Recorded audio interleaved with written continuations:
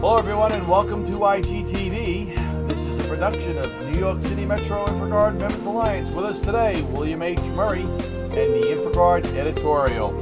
Bill, we're going to be talking about Robin was a thug. Robin Hood was a thug. Robin Hood was a thug. My goodness. What would his merry men say? All right, go ahead, Bill. Take it away. When I was a boy, I thought that the English were the most noble of all people. I was Irish Catholic and of Scottish descent. I still thought they were heroes. They had great propaganda. They won every movie that I ever saw.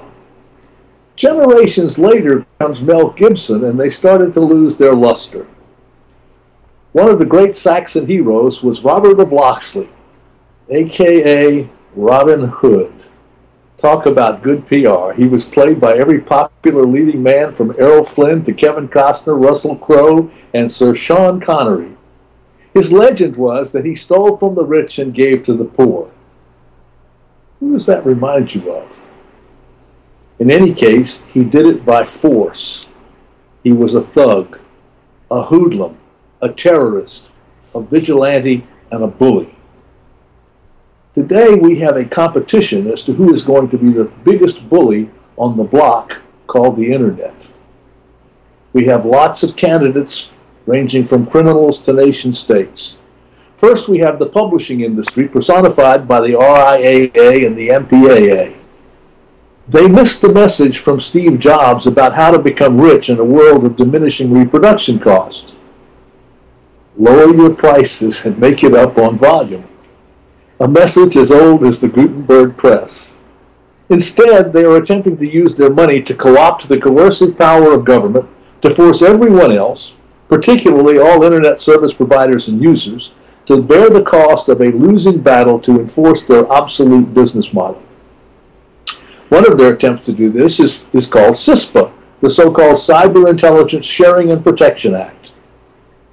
But there's no shortage of bills in Congress that favor them at the expense of the ordinary law-abiding Internet user. This obnoxious law all but eviscerates the Fourth Amendment by granting immunity from both criminal and civil liability to both government and industry for sharing and using personal data for intelligence gathering, investigation, and prosecution purposes.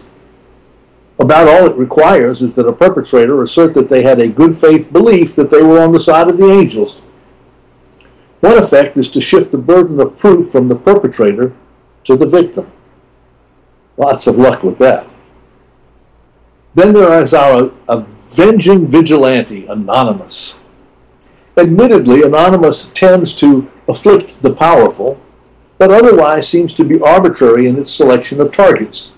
While one may sometimes be sympathetic with their choice, one is often outraged. Moreover, almost any two people will disagree over their choices. Microsoft has recently embarked upon a program to disable botnets by taking down their command and control nodes. While Microsoft is transparent, accountable, and subjects their action to prior approval of a court, this is still an exercise of power. Not just anyone could do this. Google and Facebook are similarly powerful.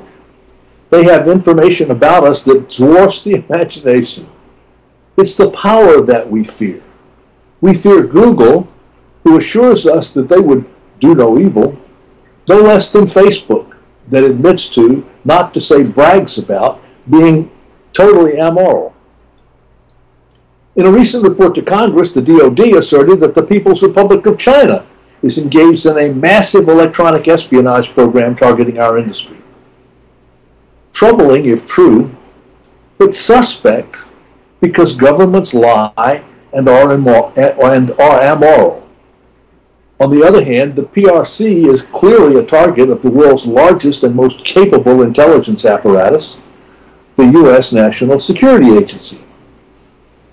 Our government would have us believe that China's efforts are different from ours, at least to the extent that they target our industry and share the product with their businesses.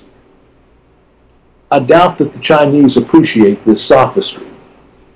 Again, there's the problem of trust in government, trust in general, and NSA in particular.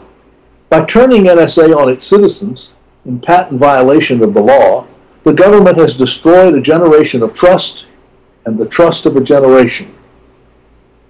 Perhaps the biggest bully on the block is the United States Department of Defense. They used computer software and the internet to conduct sabotage against another sovereign nation in peacetime. At the same time, they published rules of engagement that said they could retaliate with armed force against any other nation that did the same to them. Sounds like schoolyard ethics to me. Of course, the best behavior we can ever expect of government is political, never ethical. We cannot even agree on the politics. We have two defenses against these bullies. First, we can demand transparency and accountability. Secondly, we can insist upon the requirement for warrants. Of course, the thugs, particularly the government, resist accountability and transparency. Anonymous tells us in their name that they do not intend to be transparent. In the case of Operation Fast and Furious, illegal on its face, the Department of Justice has resisted all attempts to hold anybody accountable. Indeed, the refusal of the Obama administration to produce evidence is now seen as more important than the original offense, regardless of how egregious it was. The government has all kinds of excuses for resisting any investigation of its crimes. These range all the way from protecting ongoing investigations, sources, and methods, to executive privilege. Indeed, in the case of Fast and Furious, the government appears to have initiated an investigation of itself in order to create a shield against congressional oversight. We are told that our need to hold a government accountable must yield to the needs of the government, rather than the other way around.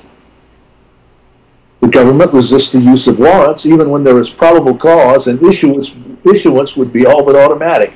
For example, instead of getting a warrant to install a tracking device on the vehicle of a citizen expected of trafficking in scheduled drugs, the administration installed the device first and asserted that a warrant was not required.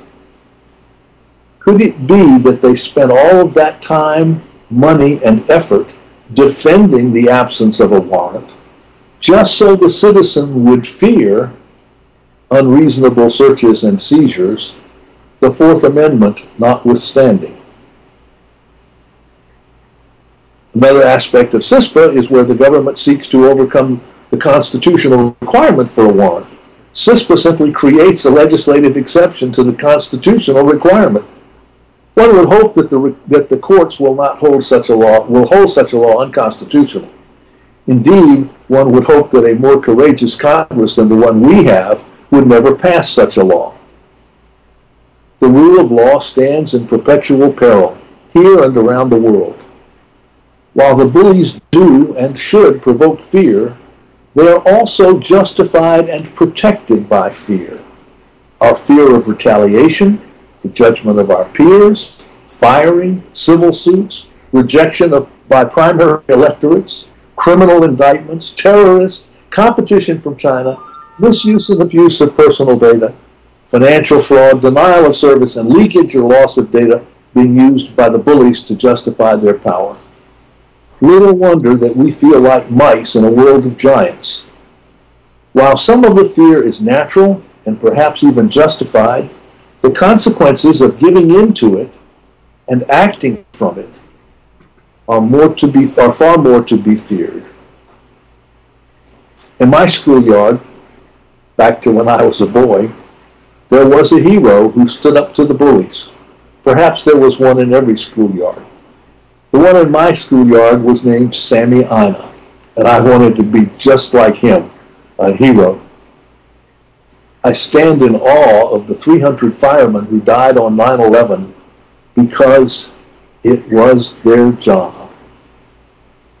As law enforcement and information assurance professionals, it is our job to resist the bullies, to insist upon transparency and accountability for ourselves and all others, to act only with warrants based upon probable cause, to protect the citizen, and to go into harm's way.